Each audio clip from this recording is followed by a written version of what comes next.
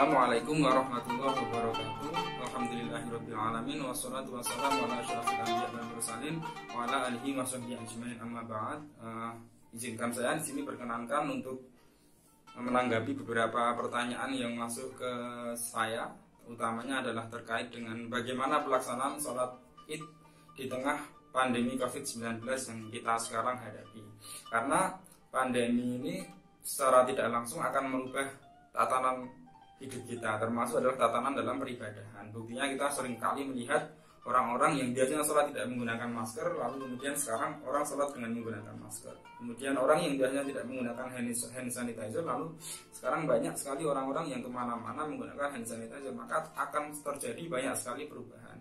Dan itu juga tak pelak akan menyentuh ranah peribadahan yang akan kita hadapi, yakni sholat Id. Yang jadi pertanyaan kan kemudian bagaimana kita tetap bisa melaksanakan sholat Id di tengah pandemi ini, sedangkan pemerintah itu melarang kita untuk mengadakan perkumpulan yang mengundang massa yang banyak. Nah, kiranya dalam menjawab pertanyaan-pertanyaan tadi kita harusnya merujuk kepada beberapa pandangan ulama. Sebelumnya kita harus ketahui adalah apa toh hukum sholat Id itu sendiri sebelum kita akan melaksanakan itu, sehingga kita tahu bahwa apakah sholat Id ini sebetulnya dalam kondisi yang tidak darurat. Dalam kondisi yang tidak darurat, apakah sholat Id itu boleh ditinggalkan? Jadi kita harus pertama tahu dulu apakah kondisi ini adalah kondisi darurat atau kondisi tidak darurat. Maka sholat Id akan ada dua hal yang perlu kita pahami. Yang pertama adalah sholat Id di dalam kondisi darurat. Lalu yang kedua adalah sholat Id di dalam kondisi yang tidak darurat. Di dalam kondisi yang tidak darurat, karena gini, kenapa ini penting? Karena sesuatu yang kondisi darurat itu akan mengalami perubahan hukum. Kita bisa mengambil contoh, memakan barang haram itu tidak diperbolehkan oleh syariat. Pada asalnya hukumnya adalah seperti itu. Tetapi kemudian pertanyaannya adalah bagaimana hukumnya memakan barang haram ketika tidak ada makanan sekalipun dan kita berada di tengah padang pasir atau di tengah hutan, kita akan meninggal, kita akan mati karena kelaparan itu. Maka di dalam kondisi darurat, Islam mengatur bahwa ad-dararu yuzalu. Fikih dalam kaidahnya berbunyi bahwa kedaruratan itu harus dihilangkan. Maka dalam kondisi darurat tadi, ketika memang yang dihadapi adalah barang haram, makanan haram, maka kita diperbolehkan memakan barang haram tadi karena hanya ada barang haram itu. Maka penting kita ketahui bagaimana hukum sholat Id di tengah kondisi darurat dan hukum sholat Id pada kondisi yang tidak darurat, atau di dalam bahasa Arab disebut dengan kondisi ikhtiyari. Yang darurat itu disebut dengan daruri, yang tidak darurat itu disebut dengan kondisi ikhtiyari. Sholat Id di dalam kondisi ikhtiyari hukumnya seperti apa? Itu perlu kita ketahui sehingga kita tahu bahwa darurat nanti seperti apa. Sholat Id di dalam kondisi ikhtiyari atau di dalam kondisi yang tidak darurat itu adalah hukumnya sunnah muakkad. Hal tersebut diungkapkan oleh Imam Bajuri di dalam kitab Hasyiatul Bajurinya di halaman 224. Nanti silahkan teman-teman bisa buka. Di situ dikatakan faslun wa sholatul idaini ayil fitri wal adha sunnatun muakkadatun. Sholat Id menurut Imam Bajuri, yang itu merupakan keterangan dari Fathul Qorib, itu hukumnya adalah sunnatun muakkadatun. Hukumnya adalah sunnah muakkadah. Sunnah muakkadah ini apa? Sunnah muakkadah adalah sesuatu yang sunnah, tetapi sunnahnya itu sangat dianjurkan oleh Rasulullah SAW. Tetapi pada dasarnya sebenarnya sunnah muakkadah ini sesuatu yang tetap boleh ditinggalkan. Jika kita bicara boleh ditinggalkan, itu boleh ditinggalkan. Tetapi jika kita bicara pada keutamaannya, jelas ini lebih utama dilaksanakan. Contoh-contoh lain sesuatu yang sunnah muakkadah itu adalah sholat sunat rawatib atau sholat sunat qobliyah ba'diyah. Itu beberapa ada yang hukumnya adalah sunnah muakkadah dan kita sering nggak melaksanakan itu dan tidak jadi masalah gitu. Jadi secara hukum awalnya aja sebetulnya sholat Id ini di dalam kondisi ikhtiyari itu sunnah muakkadah. Tapi jika pelaksanaannya memang dituntut agar dilaksanakan karena hukumnya adalah sunnah muakkadah, sunnah yang secara anjuran itu lebih dianjurkan daripada sunnah-sunnah yang lain. Maka alangkah baiknya sholat sunat ini dilaksanakan walaupun kita punya opsi untuk tidak melaksanakan. Setelah kita tahu bahwa sholat itu hukumnya adalah sunnah muakkadah, lalu pertanyaannya, apakah sunnah muakkadah tadi itu berlaku untuk sholat jamaah di masjid atau di area terbuka bagi beberapa pendapat, atau sunnah muakkadah itu juga berlaku di saat kondisi sendiri. Dalam persoalan ini sebetulnya juga sudah diberikan keterangannya di dalam kitab Hasyatul Bajuri bahwa sunnah muakkadah ini disunnahkan waktu syara'u jama'atan wali mufaridin wa musafirin wa hurin wa atin wa khunta wa mra'atin. Jadi sunat wa mra'atin la jamilatin. Jadi sunat muakkadah itu berlaku untuk jamaah maupun sendiri atau dalam perjalanan. Jadi ketika kita dalam perjalanan itu sebetulnya hukumnya tetap sunnah muakkadah melakukan sholat Idul Fitri. Ketika kita sendiri juga sama, hukumnya adalah sunnah muakkadah. Jadi tidak ada perbedaan antara jamaah atau sendiri. Artinya apa? Artinya jika memang kita sekarang di masa pandemi ini itu dilarang oleh pemerintah melakukan sholat id berjamaah, itu sebetulnya kita tetap bisa melaksanakan sholat id sendiri dan hukumnya jelas sama dalam arti sunnah muakkadah, dalam arti bahwa sholat id sendiri dalam rumah juga merupakan sunnah muakkadah. Maka secara hukum asalnya baik kita jamaah ataupun tidak jamaah itu sebenarnya sholat id itu sunnah muakkadah. Jadi marilah teman-teman, walaupun pemerintah itu melarang untuk melakukan sholat id di masjid, tetap lakukan sholat id di rumah. Sebab apa? Sebab tetap sunnah muakkadah dilakukan di rumah. Bahkan bagi saya melakukan sholat id di rumah di zona-zona tertentu yang memang oleh pemerintah itu dilarang melaksanakan sholat id, itu sebetulnya bagi saya malah justru pahalanya akan lebih banyak. Mungkin karena apa? Karena satu, melaksanakan sholat id, yang kedua kita mentaati pemerintah yang memang oleh agama. Taat terhadap pemerintah itu juga diatur dalam Al-Quran maupun hadis. Ya, artinya apa? Suatu kewajiban yang memang juga diatur itu pasti ada konsekuensi pahalanya. Jadi alangkah bijaknya jika kita menggunakan ilmu di dalam setiap ibadah kita, termasuk dalam sholat id ini. Lalu pertanyaannya kan kemudian, sholat id itu kan ada khutbahnya. Sholat itu ada khutbah pasca sholat id. Dan itu biasanya kan dilakukan berjamaah itu kan. Terus gimana naik sholat sendiri di rumah atau sholat bareng sama keluarga berempat atau berdua sama adik sama istri, itu apakah tetap pakai khutbah? Nah, di dalam penjelasan ini sebenarnya kita perlu tahu dulu kira-kira hukum khutbah di dalam sholat itu apa. Khutbah di dalam sholat itu hukumnya apakah wajib sebagaimana rangkaian sholat Jumat yang memang harus ada khutbahnya? Apakah hukum khutbah sholat itu berbeda dengan hukum khutbah sholat Jumat?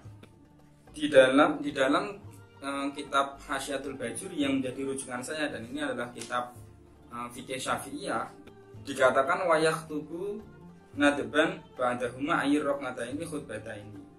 Jadi hukum khutbah di dalam sholat id itu sunnah, tidak sama dengan hukum khutbah di dalam sholat Jumat. Jadi misal kita selesai sholat id terus nggak melaksanakan khutbah, sebenarnya juga tidak jadi masalah karena hukumnya adalah sunnah. Sehingga misalkan teman-teman sekalian mengadakan sholat id di rumah bersama keluarga, lalu tidak ada yang bisa melakukan khutbah, maka sebetulnya tidak jadi masalah karena khutbah ini adalah hukumnya sunnah.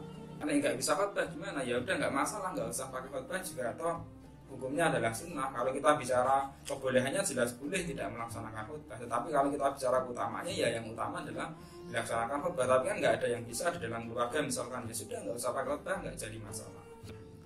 Jadi teman-teman sekarang bisa lebih paham itu, bisa lebih memetakan sebenarnya hukum sholat id di dalam kondisi yang tidak darurat itu apa ya. Hukumnya adalah sunnah muakkadah. Terus khutbahnya apa? Khutbahnya itu hukumnya adalah sunnah, sehingga ketika tidak bisa khutbah juga tidak masalah. Ketika tidak bisa sholat id misalkan karena halangan-halangan tertentu juga sebenarnya tidak jadi masalah karena dua-duanya sunnah dan khusus untuk sholat id ini sunnahnya sunnah muakkadah, lain dengan khutbah tadi.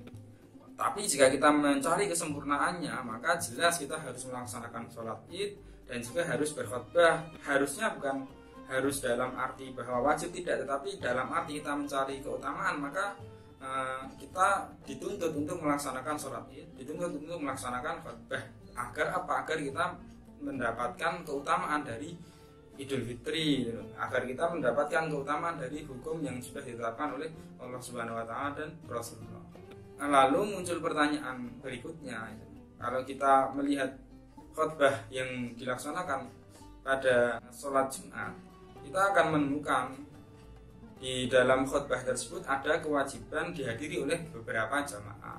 Jika tidak dihadiri oleh jamaah yang sudah ditentukan, maka dianggap khutbahnya itu tidak sah. Lalu pertanyaannya, apakah itu juga berlaku di dalam pelaksanaan sholat Idul Fitri? Seperti halnya kita ketahui bahwa di dalam surat edaran dari MUI yang terbaru itu bahwa sholat Idul Fitri dilaksanakan dengan khutbah itu ketika jamaahnya minimal adalah 4 orang, 1 imam 3 makmum. Itu menurut MUI. Sebetulnya di dalam permasalahan jumlah orang yang harus hadir di dalam khutbah sholat Idul Fitri itu, ulama sendiri juga punya banyak perbedaan pendapat. Apa itu? Ada yang bilang bahwa harus 4, harus 5 jamaah yang hadir, harus 40 seperti halnya sholat Jumat. Itu memang ulama juga berbeda pendapat. Sebagaimana tadi saya sebetulnya juga lupa menyampaikan, sebagaimana bahwa hukum sholat itu sunnah muakkadah. Di depan tadi saya sampaikan sunnah muakkadah, tapi sebetulnya juga banyak sekali ulama yang masih berbeda pendapat mengenai hukum dari sholat itu. Tapi ulama yang kita anut, yaitu ulama Syafi'iyah, itu kebanyakan mayoritas itu menggunakan hukum bahwa sholat itu sunnah muakkadah, walaupun ada yang bilang fardu kifayah dan lain sebagainya, banyak sekali. Tapi yang kita yakini, yang kita ikuti utamanya di Indonesia adalah ulama yang menetapkan bahwa sholat itu hukumnya sunnah muakkadah. Kembali kepada pembahasan berapa jumlah minimal yang boleh, berapa jumlah minimal yang kita itu boleh melakukan khutbah sholat Idul Fitri jika memang memungkinkan untuk dilakukan khutbah. Tadi saya sampaikan bahwa banyak sekali perbedaan pendapat mengenai jumlah minimal khutbah sholat Id, jumlah minimal yang harus hadir di dalam khutbah sholat Id. Tetapi saya akan memberikan rujukan di dalam kitab Al-Yaqut An-Nafis. Di dalam Al-Yaqut An-Nafis, kitab yang bermadhab juga Syafi'iyah, di situ disampaikan di dalam halaman 434, di dalam halaman 35, ternyata di dalam halaman 35 itu disampaikan wa sholatul idaini Idul Fitri wa Idul Adha rakaatani yukabiru fil ula minhuma nadban bainal istiftah wa ta'awud sabnan. Terus dan seterusnya sampai wa yakhtubu ba'daha nadban khutbataini. Dan disunahkan khutbah, di dalam keterangannya disunahkan khutbah itu ada footnote 7 itu, kalau teman-teman buka kitabnya di footnote 7 itu disampaikan walau lisnaini la li wahidin wala li jama'atin nisa. Walaupun yang hadir itu adalah hanya 2 orang. Di dalam kitab Al-Yaqut An-Nafis itu batas minimalnya adalah 2 orang. Tapi jika kita mengacu pada MUI itu tidak diperbolehkan karena minimal adalah 4. Silakan teman-teman bisa pilih yang mana. Toh semuanya juga punya dasar, semuanya juga punya dalil. Dan selanjutnya itu lali wahidin, khutbah tidak disunahkan untuk orang yang sholat sendiri. Wala li jama'atin nisa, dan khutbah juga tidak disunatkan bagi jamaah perempuan. Jadi misal jamaahnya berupa makmum dan imamnya adalah perempuan semua, itu tidak disunahkan melaksanakan khutbah. Kiranya hukum sholat itu seperti itulah. Jadi sholat itu sunnah muakkadah, kemudian khutbahnya adalah sunnah dalam kondisi yang tidak darurat. Hukum-hukum tadi adalah di dalam kondisi yang tidak darurat, sehingga ketika memang tidak ada pandemi pun sebetulnya kita boleh sholat di rumah, kita boleh melaksanakan khutbah bersama keluarga. Itu sebetulnya di luar keadaan pandemi itu boleh. Lalu ketika keadaan pandemi seperti ini, di mana pemerintah menganjurkan beberapa daerah untuk tidak melakukan sholat id, secara berjamaah, maka saya kira itu akan lebih utama. Jika kita menggunakan ilmu, jika kita bersikap dengan bijak, sehingga kita satu dapat pahala sholat Id, yang kedua kita dapat pahala menjalankan perintah pemerintah, yang ketiga kita dapat pahala mengamalkan ilmu. Saya kira penting bagi kita agar berilmu sehingga kita bisa beragama dengan bijak.